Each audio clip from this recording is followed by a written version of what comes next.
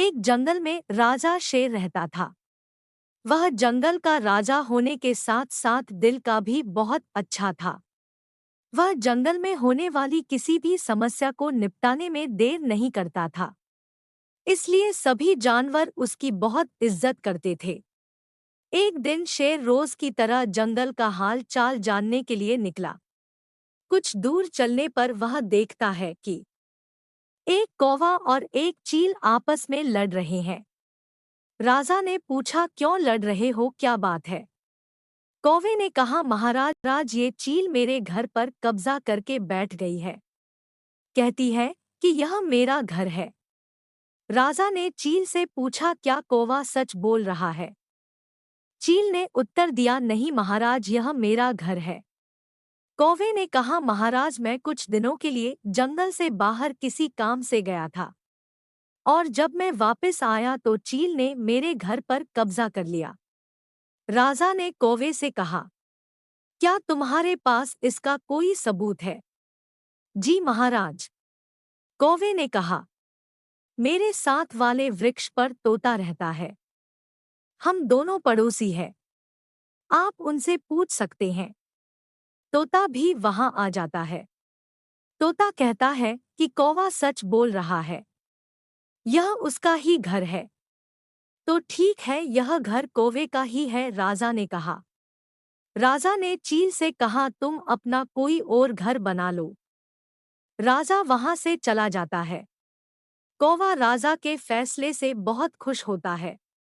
राजा जंगल का चक्कर लगाकर अपनी गुफा में वापस आ जाता है। अगली सुबह राजा अपनी गुफा के पास बैठा होता है। तभी वहां एक खरगोश आता है और राजा जी को प्रणाम करता है। राजा कहता है कि आओ खरगोश जी, आज बहुत दिनों के बाद मैं किसी खरगोश को देख रहा हूँ। सारे खरगोश किसी दूसरे जंगल में अपने रिश्तेदारों से मिलने गए हैं क्या? राजा ने पूछा। खरगोश बोला, महाराज यही तो विडंबना है। मैं यही शिकायत लेकर ही तो आपके पास आया हूँ। राजा ने हैरानी से पूछा, कैसी शिकायत? खरगोश ने कहा, महाराज हमारी प्रजाति विलुप्त हो रही है। हमारी संख्या दिन प्रतिदिन कम होती जा रही है। इस बारे में आपको कुछ करना पड़ेगा। राजा बहुत चिंतित हुए। राजा ने एक सभा बुलाई और सभी जानवरों को बुलाया गया। राजा ने यह बात सबके सामने रखी और कहा कि यह एक चिंता का विषय है। राजा ने विचार विमर्श करके ये ऐलान किया कि आज के बाद कोई भी शिकारी जानवर खरगोश का शिकार नहीं करेगा। राजा ने कहा, जंगल का संतुलन बनाए रखने के लिए ये सब करना ही पड़ेगा। मैं नहीं चाहता कि हमें खरगोशों को किसी दूसरे जंगल से बुलाना पड़े, राजा ने कहा। लेकिन राजा की बात से शियार और भेड़िए खुश नहीं थे। वे नाराज होकर वहां से चले जाते हैं। कुछ दूर चलने के बाद वे आपस में बात करते हैं कि ऐसे तो हम भूखे मर जाएंगे। अब तो खरगोश का मुलायम मांस भी खाने को नहीं मिलेगा। शियार कहता है कि लगता है अब इस राजा को ही रास्ते से हटाना पड़ेगा।